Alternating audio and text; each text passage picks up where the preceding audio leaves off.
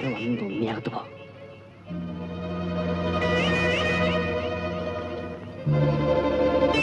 Yes, come in.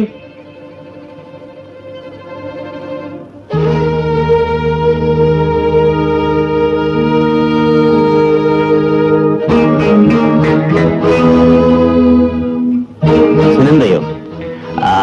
കോളേജിൽ നിന്ന് വന്നു. ഇന്ന് ഇങ്ങോട്ട് വന്നത് നിങ്ങളെ ഒന്ന് കാണാൻ. നിങ്ങൾ എന്താ എന്റെ അച്ഛന്റെ ബില്ലിൽ ഒപ്പിടാത്തത്? അദ്ദേഹം നിങ്ങൾക്ക് എന്ത് ദ്രോഹം ചെയ്തു?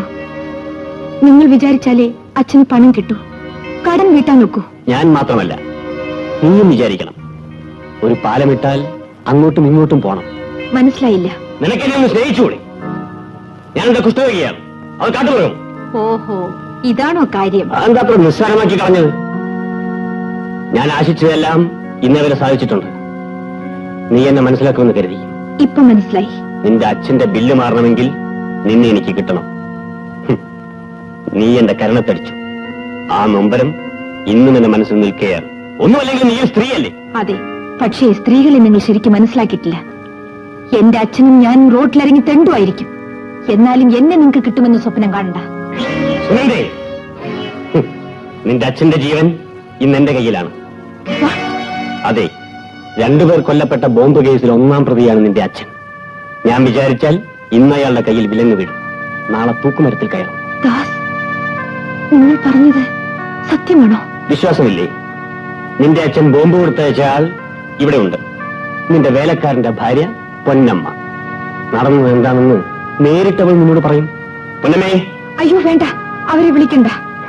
അപ്പോ ഞാൻ പറയുന്നത് നിനക്ക് വിശ്വാസമുണ്ട് അല്ലേ? അല്ലെങ്കിൽ നിന്റെ അച്ഛനോട് ഒന്ന് ചോദിച്ചു നോക്ക്. വേണ്ട, ആരോടും ചോദിക്കണ്ട. ദയവായി അങ്ങ് എന്റെ അച്ഛനെ രക്ഷിക്കണം. അതുകൊണ്ട് എനിക്കെന്ത് പ്രയോജനം? അതിന് പ്രതിഫലമായി എന്റെ ഈ ശരീരം മതിയെങ്കിൽ എടുത്തോളൂ. ഒരു നിമിഷത്തേക്ക് മാത്രമായി എനിക്കതെന്തിന്?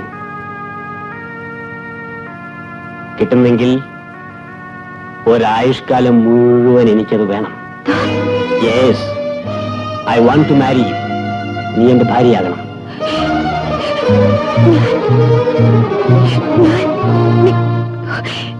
വിഷമിക്കണ്ട, ആലോചിച്ച് തീരുമാനിച്ചാൽ മതി. നീ പഠിച്ചവളല്ലേ? 2 ദിവസത്തിനകം മറുപടി പറഞ്ഞാൽ മതി. 48 hours. You understand? പോയിക്കോളൂ.